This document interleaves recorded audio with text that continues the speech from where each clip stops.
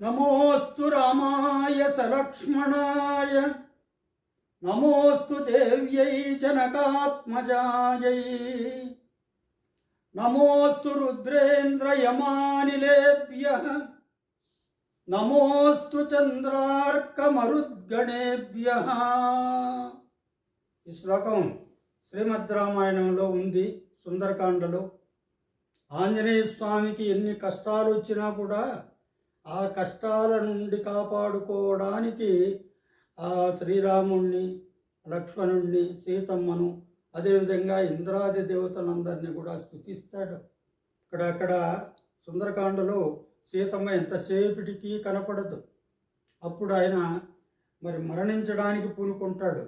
అప్పుడు ఒకసారి మరలా ఆయన మనస్సులో ఏదో తోచి సర్వదేవ నమస్కారం చేస్తాడు. ఆ సర్వదేవ నమస్కారంలో ఈ శ్లోకం అన్నమాట.